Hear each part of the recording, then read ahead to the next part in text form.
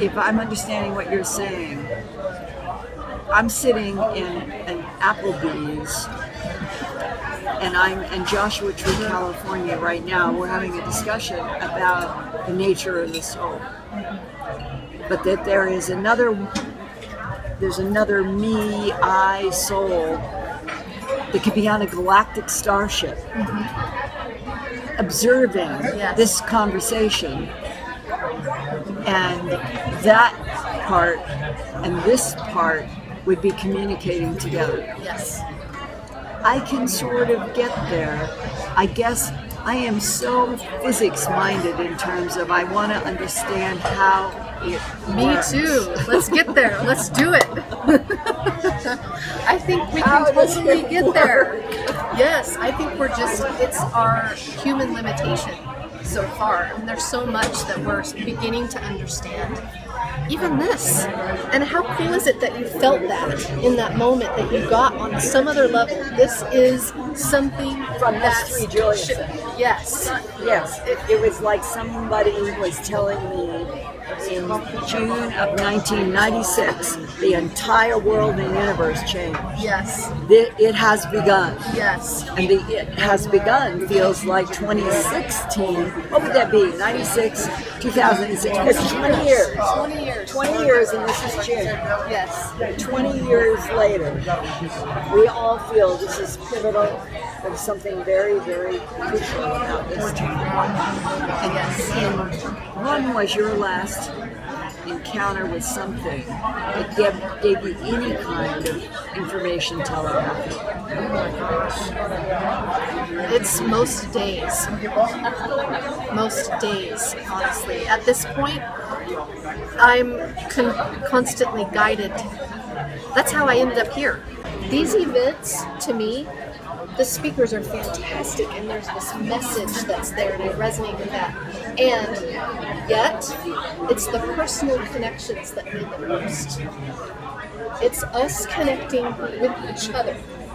And these kind of conversations on a very personal level that opens us up to more.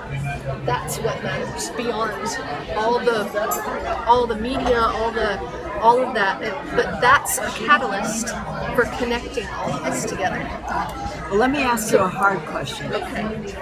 A lot of people in the human abduction syndrome have been coming to me since the beginning of 2016 saying, Linda, something is going to happen big around the world, and a lot of people are going to die.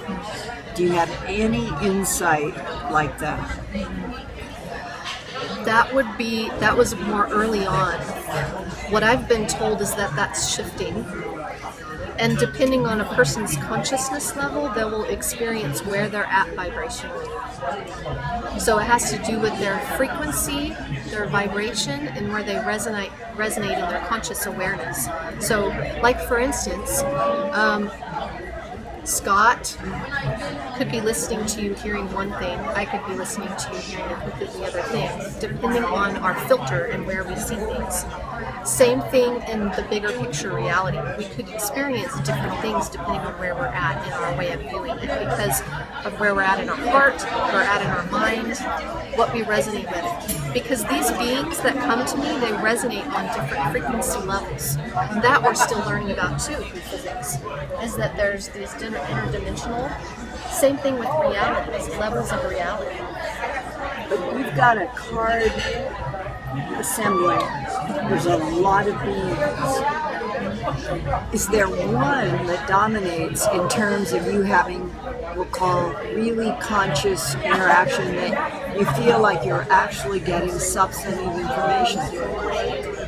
Really, all of these beings are amazing. The one that I feel like I get the most information from is my sister, my triplet sister, who crossed over. She's one of my guides. And I'd say I get more from her than I do from these galactics. Do you perceive her in another dimension that if you swept your arm like this, is that dimension that close? And can you describe how you perceive that? overlay of dimensions that's so confusing to most people. It looks like a film, a really thin film. So if sometimes I describe it as plexiglass, but that's too solid. Sometimes like a plasma. I think that'd be the closest thing to describe it. More plasma. And beyond physical, but it moves in form. It takes a form. You can get a visual of the person and more physical, more intricate detail.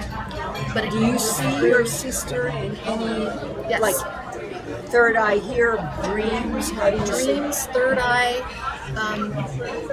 Sometimes I'll see her come in or in front of me physically. Most of the time I see her as if she's back here. It's like if I have a 360 kind of experience where I can see behind me. She's here a lot on this side. And I can hear her. Like in your peripheral vision? Peripheral. She's often here. Do you hear it as a thought voice inside, or it's in your ears, or it's in my head, but it's more of a knowing, and I know that it's her speaking. So there's not like if you could record word for word what's being said, it's not like that. It's not like linear words. It's like just a knowing of information that comes in. Feeling sense also. What does she communicate about ETs? Your sister? She says they're family. They're family. I guess in a way it must be if we are hybrids, androids made by non-humans, we are part of their family. We are. This is the Real Conversations with Linda Moulton Howe.